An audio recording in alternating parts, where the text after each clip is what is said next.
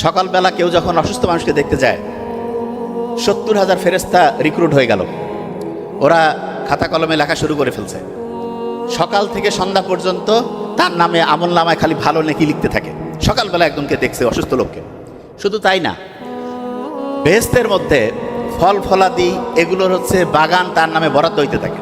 আবার সন্ধ্যায় একজন দেখছে 70,000 ফেরেশতা হচ্ছে বসে পড়ছে, তার আমল নামায় খালি ভালো ভালো নেকি লিখতেছে। এবং সন্ধ্যা থেকে ফজর পর্যন্ত, সকাল পর্যন্ত দেখা যায় তার ওই যে বেহেশতের মধ্যে যে ফল ফলাদি বাগান এগুলোর হচ্ছে মানে একটার পর একটা, একটার পর একটা, একটার পর একটা তার নামে হচ্ছে বরাদ্দ হচ্ছে। তার মানে তিরমিজি শরীফের হাদিস প্রমাণ করছে, আমরা জাস্ট নিয়াতটা যদি পরিষ্কার করি, আমরা তো জীবনের যে জীবিকা সেটা তো এখান থেকে পাবোই।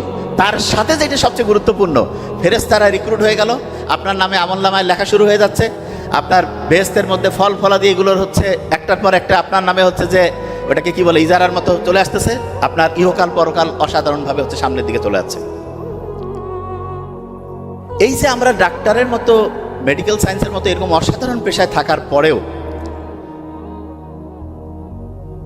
যারা এখানে আছি, অনেকেই একটা আফসোস আছে না, যে আমরা ডাক্তারদের কোনো পার্সোনাল লাইফ নাই, এরকম একটা আফসোস আছে না?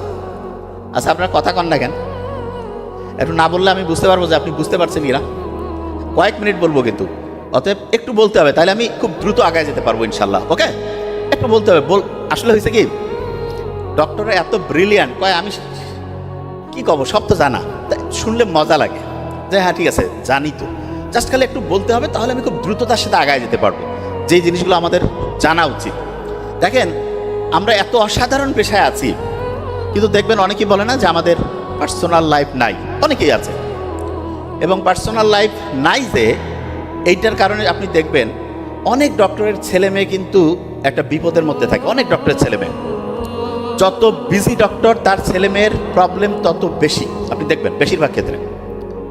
আপনাকে একটা হ্যাক্স বলে যাই, জাস্ট লিখে রাখতে পারেন, কারণ পরে খেয়াল থাকবে না। আমরা যা কিছু শুনি 1 ঘন্টা পরে 56% জিনিস ভুলে যাই। প্রতি 100টা কথার 56টা কথা 1 ঘন্টা পর ভুলে যাব। একদিন চলে গেলে 70টা কথা ভুলে যাব। 1 সপ্তাহ চলে গেলে 80টা কথা ভুলে যাব। এরপরে খেয়ালে থাকবে না যে এই স্পিচ শুনছি কি শুনে নেই। এই জন্য জাস্ট পয়েন্টটা একটু খালি খেয়াল করতে পারেন। কি সেটা?